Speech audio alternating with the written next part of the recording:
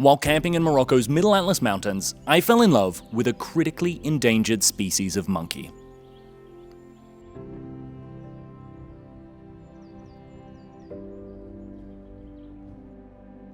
There's only about 8,000 of these incredible Barbary macaques left in the wild, and they're under attack, from deforestation and climate change, to poachers, and, unfortunately, tourists like me. My first encounter with these monkeys was in 2022. On a trip to Spain, I decided to visit, technically England, Gibraltar. But my visit to Gibraltar only left me with a yearning for more Barbary macaques in my life. So I decided to pack my bag, grab my tent, and visit the city of Azrou in the Middle Atlas Mountains. There's two key places in which you can find these Barbary macaques in Morocco. There's Ifrane National Park, which sits between the cities of Ifrane and Azrou, or there's Ouzoud Waterfalls, which is about a 2.5-hour drive from Marrakesh. There are plenty of buses across Morocco that can take you to the cities of Azrou or Ifrane, and from there, you can simply organize a taxi to take you to a place called Sida Guru. Once reunited with these incredible creatures, I was struck by how human they are. I mean, they express facially just like we do. They love one another, they hate, they get into arguments and fights. I couldn't move away. Once I was there, I was hooked, taking photo after photo, after photo after photo after photo after photo. I was particularly moved by a pair of Barbary macaques that had a babe between them. I watched, glued, as they ate lice from its head, as they chattered their teeth to scold or teach the child. It was like being let behind the scenes of a nature documentary. But as I watched them care for this young, I noticed that the macaques were actually passing this one babe from one parental figure to another. It was as if the whole community was caring for this one child. See, the Barbary macaques practice something called Aloe Parenting, which is when entire communities, regardless of parentage, age, or sex, look after everyone's young. The more time I spent with the Barbary macaques, the more human they became in my mind. And I'm not the only one to feel this way. Photographer Francisco Mingarance spent just over a year in Morocco photographing the macaques right here in these very woods. When speaking on this experience, he says, "The love in which they treat their young is almost human," claiming to have seen one mother hold her dead child in her arms for 4 days.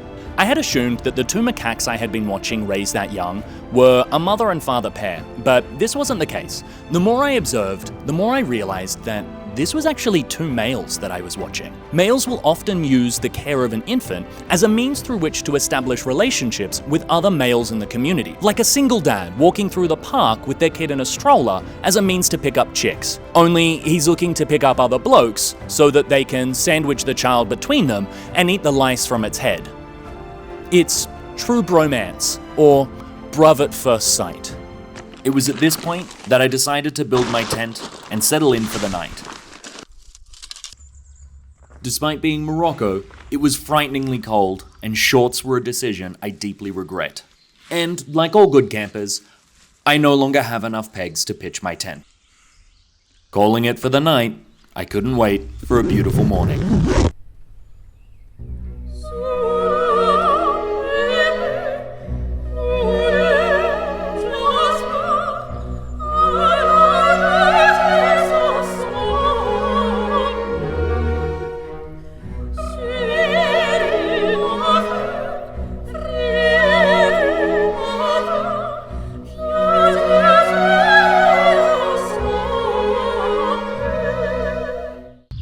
The hikes in Ifrane National Park are well laid out, well documented and pathed, and they're truly quite exquisite. They're a breath of fresh air, especially if you've just come from the desert and really only experienced that one shade of color that Morocco has to offer. Maybe enjoy some green. But there's more to the story of the Barbary macaques than just their humanity.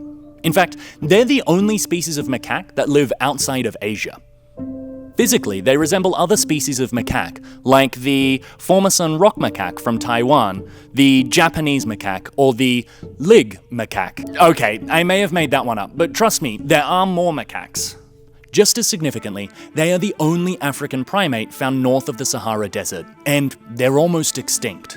They used to thrive across Egypt, Libya, and all of northern Africa, but now they exist in small communities across Algeria and Morocco.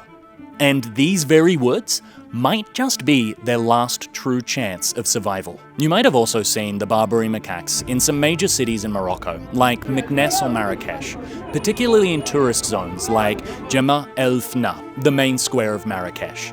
Here, it's not uncommon to see a Barbary macaque in clothes, chained up and being exploited for photos. While laws exist in Morocco to prevent the poaching and captivity of these incredible creatures, authorities often turn a blind eye to the use of these monkeys in major tourist zones. Because, let's face it, the use of these monkeys for tourism is profitable. And some argue that their capture and parading is actually part of Morocco's cultural heritage. It's also worth noting that it's hard to train a wild animal. So these creatures are often captured when they're young and forced into captivity from an early age, until stress or loneliness turns them agitated, violent, or unfit for tourism. Beyond poaching, deforestation and a changing climate that has seen a marked increase in Moroccan wildfires threatens to destroy the last habitat of Europe and North Africa's only surviving monkey. The population of Barbary macaques has decreased by about 50% in the last 30 years. But not all hope is lost. There is something that you can do to help. Born to be Wild is a project by AAP, or Animal Advocacy and Protection, and the Moroccan branch of the IFAW, the International Fund for Animal Welfare. Supported by the Moroccan government, Born to be Wild aims to combat poaching by working in collaboration with local authorities across Morocco and Spain. Since initiating this project in 2017, over 400 Barbary macaques have been identified and released back into the wild, with an annual increase of wild Barbary macaque populations of 9.5% every year for the last 7 years. You can help too, by visiting either the AAP or IFAW websites and reading through their resources, educating yourself, and maybe deciding to donate. You can also help by choosing to ignore those who hope to exploit these critically endangered species in major tourist zones and choosing instead to see them in their natural habitat. Trust me when I say, seeing them in the wild is worth it. Thanks for watching. If you liked the video, please consider watching one of the other ones. And if you hated it, please also consider watching one of the other ones. They're absolutely not at all like this one if you didn't like it, and exactly like this one if you did like it. Bye!